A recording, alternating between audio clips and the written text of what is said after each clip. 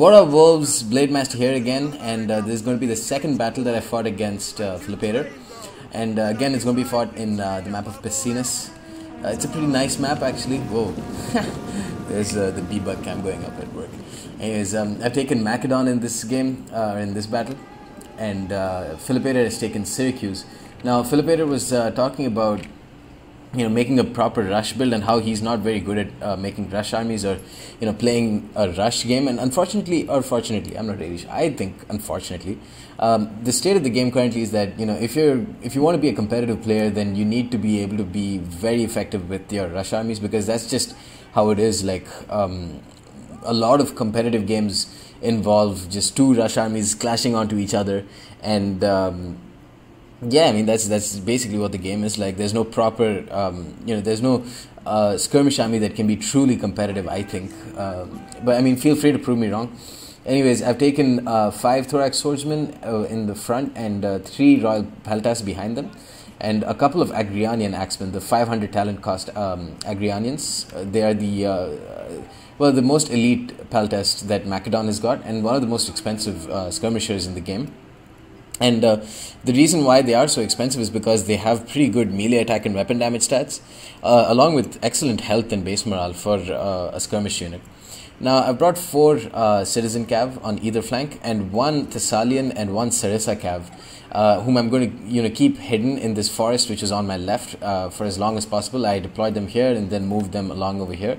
I didn't expect him to move so aggressively with his Citizen Cav. He's got 1 Citizen Cav here and another over there, with a total of 4 Thurea Spears to help them out.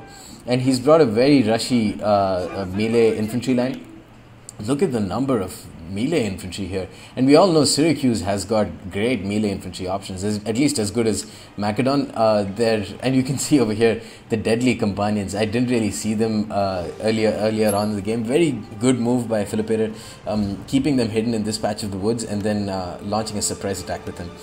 He kind of mirrored what I wanted to do with my shock cav, but you can see I've already my shock cav has been spotted by his men here. But let's take a look at his main killing power, his infantry line. You can see he's brought 1, 2, 3, 4, 5. I think it's like 4 Thorax Swordsmen and 3 Mercenary Samnite Warriors with a Thorax Hoplite General.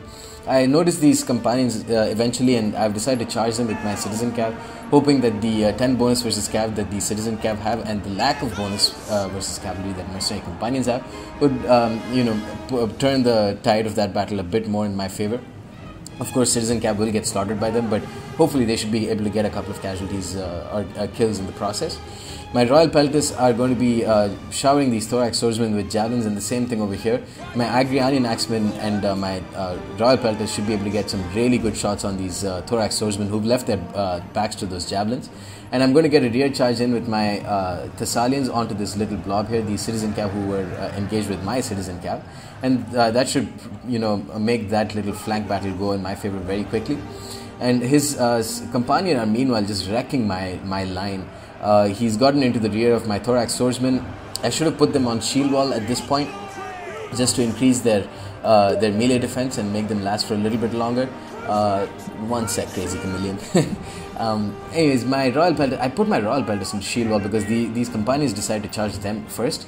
And my Citizen Cav meanwhile are killing off his Citizen Cav, and my Sarissa Cav have got 8 kills on his Mercenary Companion. As we all know, Sarissa Cav are just a terrible unit to bring. They cost only 800 or 400 talents, but even for 400 talents, it's just really hard to justify their price.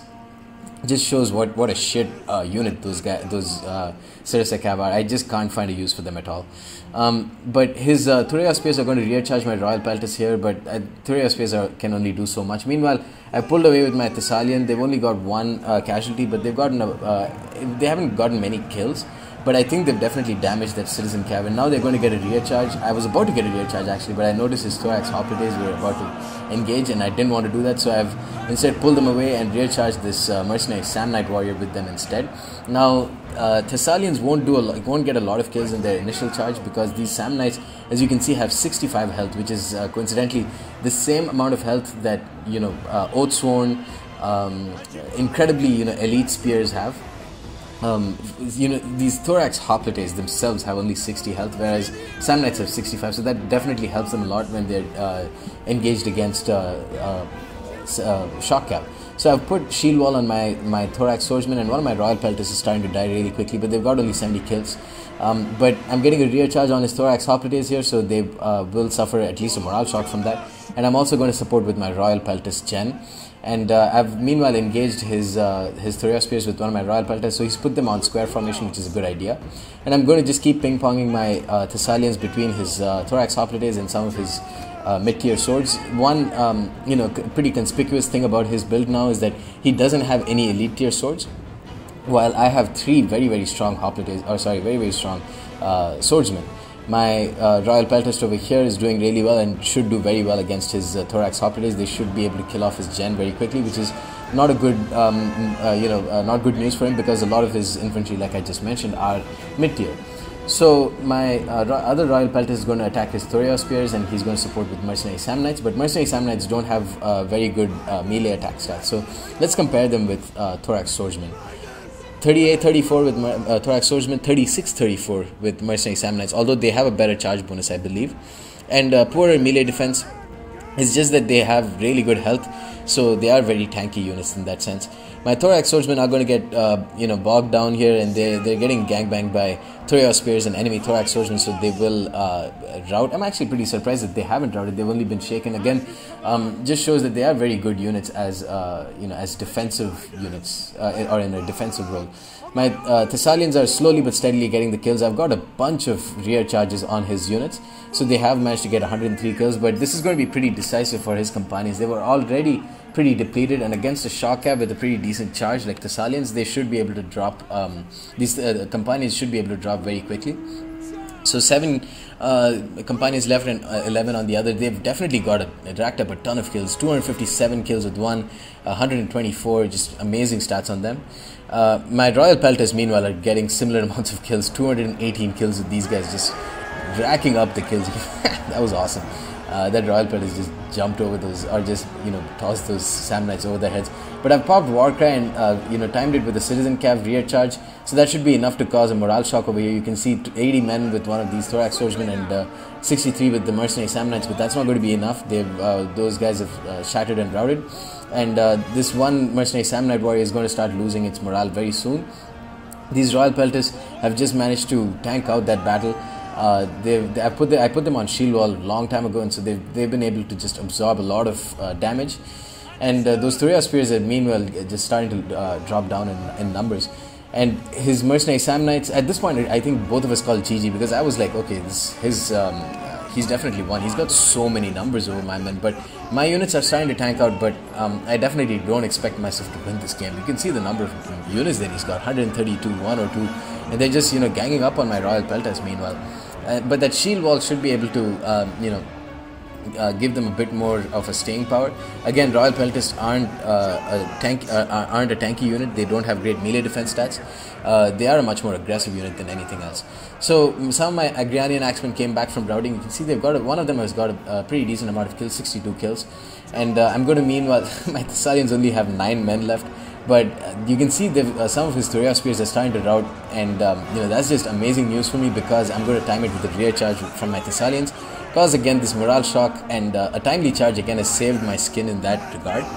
And I'm just going to pull away with them. They've got 139 kills, and now I'm again going to rear charge his mercenary Samnites with some of my depleted citizen cav. Again, they're not going to get a lot of kills at all, but the morale shock is what I'm counting on, and it's going to bog these units down for long enough times for my royal pelters gen to come in for a pretty decisive charge. Again, royal pelters don't have great charge bonus, but their incredible melee attack and weapon damage stats make up for that.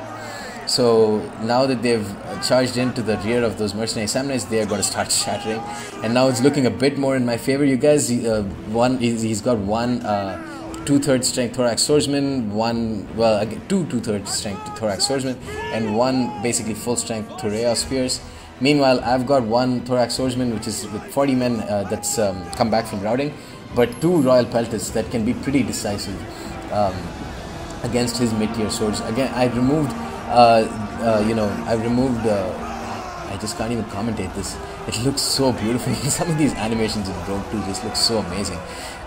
But I removed formation attack on my Royal Peltis so that they'll be able to surround my enemy a bit more. And the fact that they don't have that I've turned off formation attack means some of these units will start attacking these Thorax Swordsmen, and hopefully some of them might attack them in the rear, giving that morale penalty that I've been counting on so much, and that has won me the battle so far.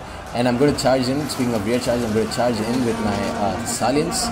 And again, that's another decisive rear charge for these Thorax Swordsmen. Again, I think I timed it with Warcry from my gen. 370 kills so far. I'm again ping-ponging my Thessalians to charge into these Thorea Spears and to these Thorax Swordsmen, and it looks like this game is going to be Blade Master's victory again. I have no idea how my Royal Peltis pulled that off. A costly victory for me, but I honestly shouldn't have won that. You can see that the build that was taken by Philopator was an excellent build, I think, but it was just too many mid-tier infantry compared to 3 amazing elite tier infantry for me. 96 kills and 70 kills on Agrianian Axemen, but the fact of the matter is, for units that cost so much, at the end of the day, they weren't able to perform in melee, which is what I expected them to. I even set an attack order on one of them to attack his Thorea Spears, and still they didn't manage to get many kills. Meanwhile, my Thessalians did really well, 168 kills on them with a single experience chevron. Sarissa Cavalry did just about as I expected, 27 kills, which is terrible. Although some of those kills were on mercenary companions, so I mean, still they are definitely shit units. Citizen Cap did really well. One of those Citizen Cap was just absolutely crucial in me winning that game. Again, those timely rear charges mixed with Warcry was deadly, and that's one of the reasons why I would never pick anything other than a Warcry General. That Warcry ability is just so useful, and if you can time it with rear charges or something like that, you can easily turn the tide of a game. Like you saw over here, I didn't stand a chance with only 3 Royal Peltis left against like so many of his mercenary Sam Knights. But the fact that I managed to get some rear charges with Warcry caused this chain rout, which basically won me the game. Anyways, guys, that's the end of this battle. Hope you enjoyed it, and stay tuned for more. Peace.